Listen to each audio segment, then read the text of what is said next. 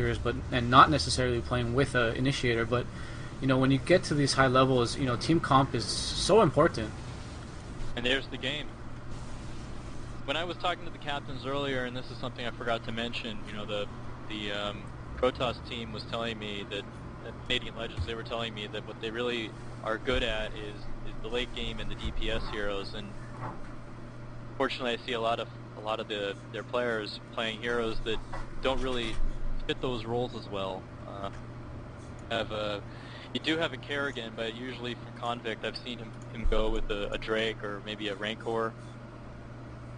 Graf Angelo doesn't typically play with the team, and he actually just had to come in to sub for X Legends, and that might have changed their strategy a little bit. But I think hopefully these teams will get to have a rematch in the future, and we'll get to see everyone sort of play the roles that they usually play. Interestingly enough, about a week ago we had a scrim between these two teams, and it was the opposite result. Canadian Legends, they ended up that game quite handily, and so it's nice to see that the Zerg team guy was able to come together and play very well, take advantage of having a Biotron and put on a lot of that counter pressure, take advantage of it.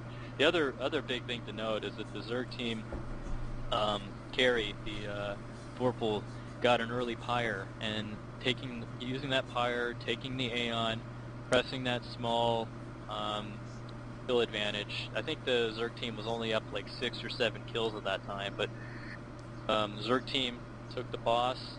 They didn't initially use the buff to their advantage, but when they did, they took 2 towers, they took out a number of heroes, and it more than paid for itself, getting that early pyre.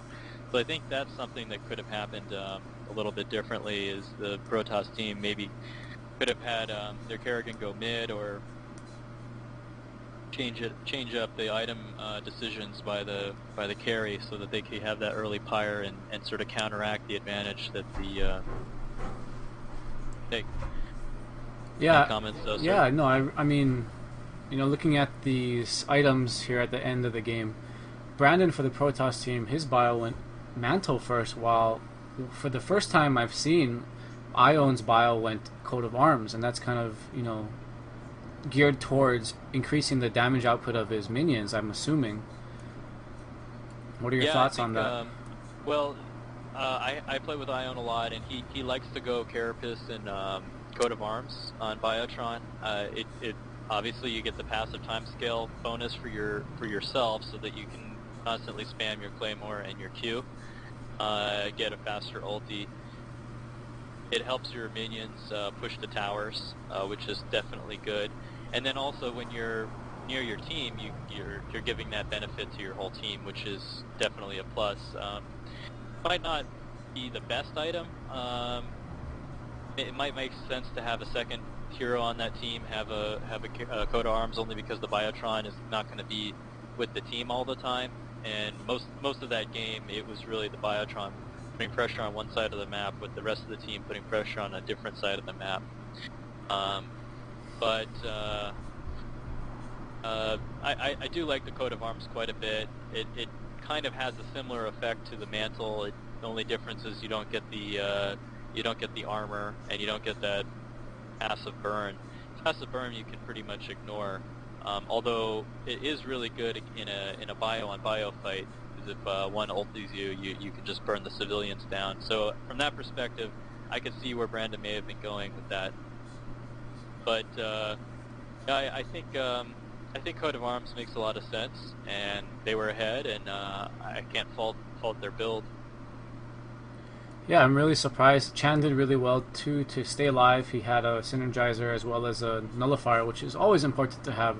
I mean, I feel like Nullifier can be used on almost any character, because it gives you that speed boost when you're trying to run away and they're still attacking you.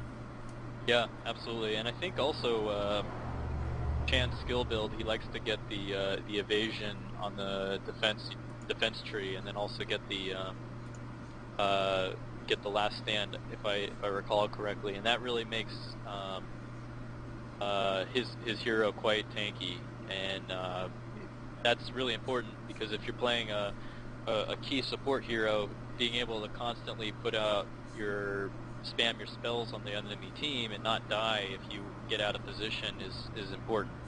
So going with that kind of a build allows him to always stay in the fight, always be there to support his damage dealing teammates. So good decisions there. Okay, that's gonna wrap up first league match for season 3. Thank you, Death and Taxes. Absolutely. Thank you, Surgeon. Okay, we'll see you next time for SotIS League season 3. Tune in, I guess, next week for hopefully the next match. Look to playsotis.com for the official match, and stay tuned during the week for any in-houses on Mumble. And don't forget to join the Mumble community. Look to get better, and hopefully we'll have some fun on our next SotIS game.